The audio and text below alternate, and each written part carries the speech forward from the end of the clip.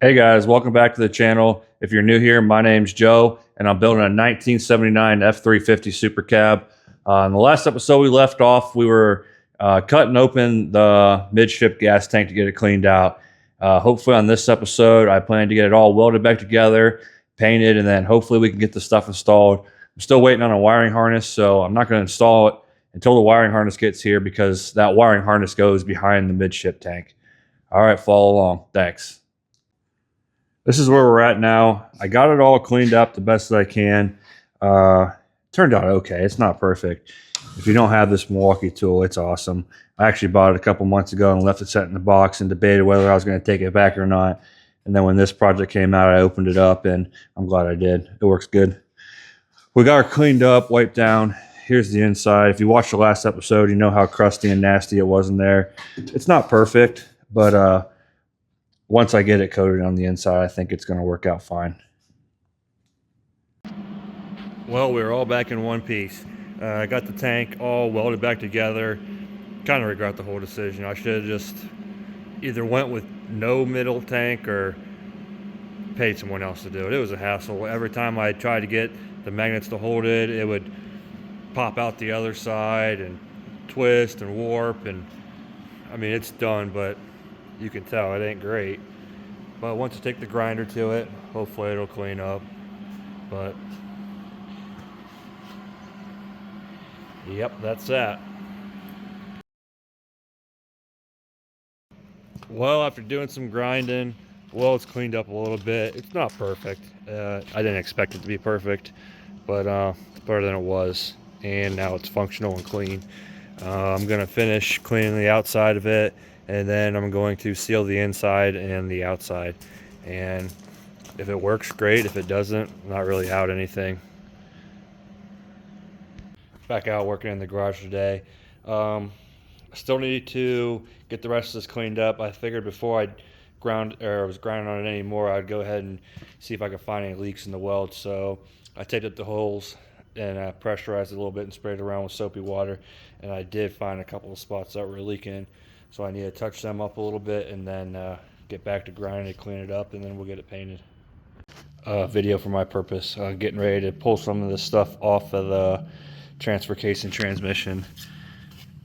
This plug, not really sure what that's part of. I don't know if I need to take that off or if that would stay on when it goes to get rebuilt. This other plug was some kind of heater that the previous owner put on the bottom of the pan, so that can come off. And now I just got to pretty much make sure I mark up these linkages. I have another one of these already painted, so I assume it just kind of pops out of there. I'll have to dig into that a little bit. This looks like just a little clip here that will pop off to take this off. This, I've never taken one of these off, so I'm guessing it's just this bolt that bolts onto here, and then just a bunch of small bolts here to take the transfer case off. Just so I remember.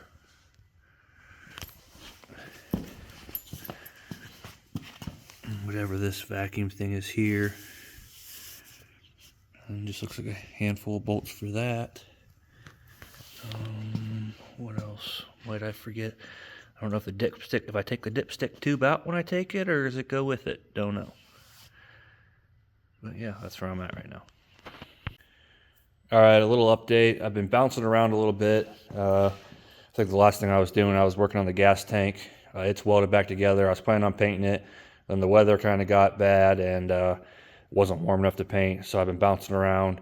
I got busy at work too, so I haven't been out in the garage much. But next, I'm going to be pulling this transfer case off the transmission and getting it to the transmission shop. They're going to go through it for me.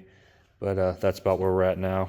And then still deciding what to do with an engine. I'm going to at least dive into mine to see if I can find any issues. It ran and drove, leaked oil, and the exhaust was super loud. And when I took this exhaust manifold off, I broke this casting off right here.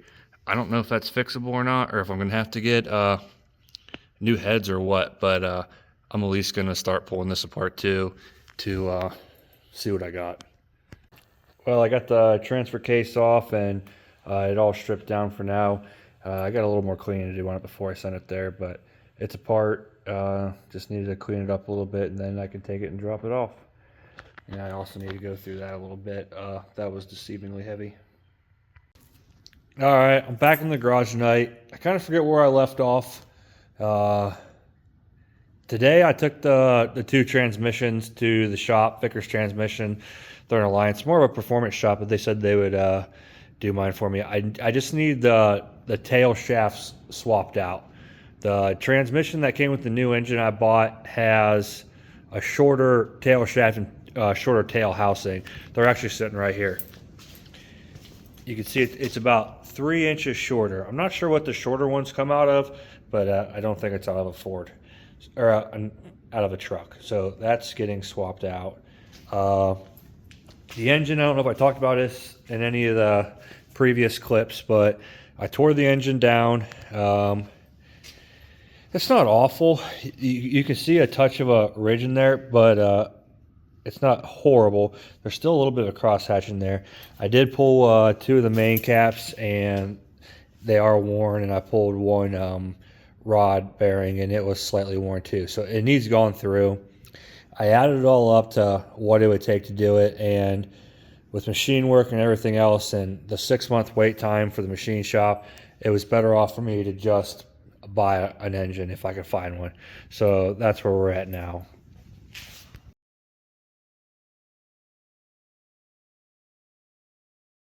Little update. I know I've been bouncing around quite a bit. This is the new transmission I got when I bought the engine. As you can see, it has the short tail shaft, whereas the one that came out of my truck has a much longer tail shaft. So I'm going to run these over to the transmission shop and have them swap the shafts out, and then yeah, we'll go from there.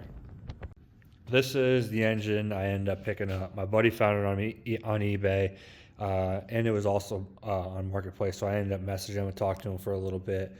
It's a 460. It's bored 30 over, Howard roller cam, roller rockers, aluminum heads, aluminum intake. I'm gonna have to do some a little bit of a change on the front accessories. This is a homemade AC bracket, which would work, but I don't know how the power steering pump will work with it. So I either got to reach out to them to see how that was, or switch it up to something else. Same with the alternator. I don't know if that alternator bracket will work. I do have the other one from the other 460 I had. It was an L&L bracket, so I probably will go with that. Has manifolds on it now, but it came with 2 sets of headers. There they are there. But I ended up driving out to Illinois to pick this up. It was about an hour south of Chicago. That was a boring drive. It was awful. I ended up doing it by myself. Straight out, loaded it, and headed it back. But the engine came with a transfer case and another C6 transmission. That was the one that I dropped off today at the shop. And then a set of D3 heads here too.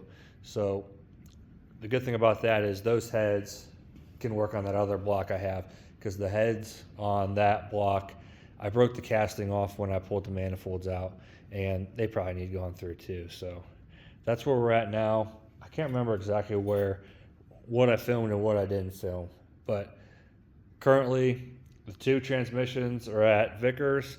The engine's here is in the crate. I'm going to try to get this installed. I still haven't painted the other gas tank yet. Just with the weather and the temperatures, nothing's working right. With time, with work, the kids had a dance competition this weekend, so I was busy with that. Just haven't been out here a whole lot.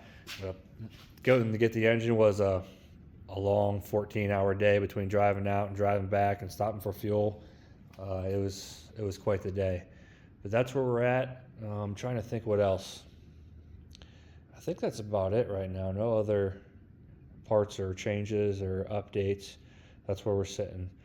I'll keep you posted. I'll probably end this one here, and then we'll start back up with putting the engine in. If you still made it this long, thanks for watching. I really appreciate it. If you can go ahead and give me a like and a subscribe, I'd really appreciate it. Thank you.